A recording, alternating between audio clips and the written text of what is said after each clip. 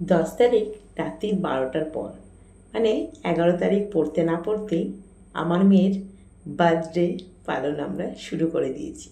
ছোট্ট করে একটা কেক নিয়ে এসেছি, একদম ছোট্ট করে বার্থডে পালন করব বলে। আর দেখো বন্ধুরা, ওর নিজের কেক ও নিজেই সাজাচ্ছে। আজকে ওর 24 বছর কমপ্লিট হচ্ছে।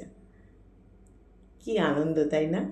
জন্মদিনটা এলে সবারই একটা মনে ভীষণ আনন্দ জাগে। তো দেখো, আমরা একদম ছোট করে পার্টি করছি। ওর বন্ধু আর ওর বয়ফ্রেন্ড, বাবা মা নিয়েই ছোট্ট করে একটা আমরা বার্থডে উদযাপন করছি।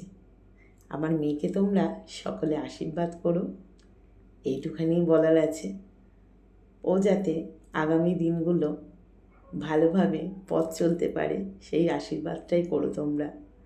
এই যে কেক কাটা কমপ্লিট, আমার মেয়ে আমাকে কেক খাইয়ে দিয়েছে, আমিও ওকে কেক খাওয়াচ্ছি। হ্যাপি বার্থডে সোনামা। এবারে বাবাকে খাওয়ালো, তারপর ওর বয়ফ্রেন্ডের পালা, এরপর বয়ফ্রেন্ডও ওকে খাওয়াচ্ছে। এই মুহূর্তগুলো খুব ভালো লাগে গো তুলে ধরতে। সবাই সবাইকে কেক খাওয়াচ্ছে, একটা ভালোবাসা, ভালো লাগা, তাই না? আর বছরে একটা দিন, এগুলোই তো থাকে স্মৃতি হিসেবে।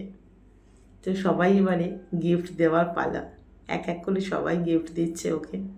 ও খুব খুশি। এই খুশি আর এই হাসিটা যেন ওর সারাটা বছর, সারাটা জীবন ওর সাথে থাকে, এটাই প্রার্থনা করি। সকলে গিফট দিচ্ছে আর ও গিফট নিচ্ছে। কি ভালো লাগে না এই মুহূর্তগুলো?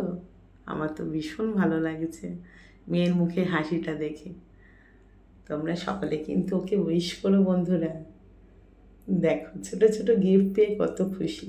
এরপর ছাদে গিয়ে আমরা একটু বাজি পোড়ালাম। প্রথমেই একটা ফানুস উড়িয়ে দিচ্ছে আমার মেয়ে। ছোট ছোট খুশি, এগুলোই তো মনে থাকে। দেখো, ফানুসটা কি সুন্দর উড়ে চলে যাচ্ছে, দারুণ লাগে না? দারুণ লাগছে, দারুণ লাগছে। এরপরে আসছে ফুলঝুরির পালা। কিছুটা ফুলঝুরি দিয়েছিলাম ওকে জ্বালাবার জন্যে। ও জ্বালিয়ে ওর বার্থডে উদযাপন করছে। ও খুব খুশি। ওর খুশি দেখে আমিও খুব খুশি। বন্ধুরা, তোমাদেরকে আবারও বলছি, আমার মেয়েকে তোমরা সকলে আশীর্বাদ করো। ও যেন ভালো থাকতে পারে, সুস্থ থাকতে পারে, এই কামনাই করছি। শুভ জন্মদিন মা।